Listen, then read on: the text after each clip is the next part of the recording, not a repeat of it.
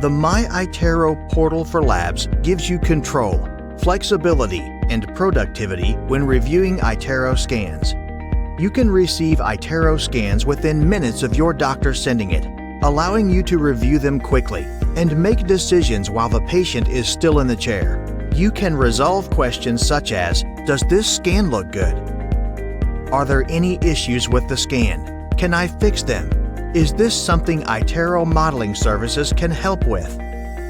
Should the doctor rescan the patient while the patient is still there? Making these decisions in real time improves your workflow efficiency. For example, you can help improve patient satisfaction by reducing the need to recall a patient for a rescan. If a scan file needs adjustments, you can decide if you will fix the scan file or if iTero services can help. This adds tremendous value in the relationship with your doctor and improves the overall experience for the patient. The upcoming videos and tools will guide you on how to recognize scanning issues and how to resolve them.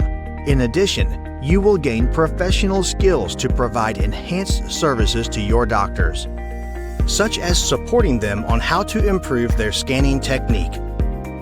The MyiTero portal for the lab allows you to direct your workflow your way.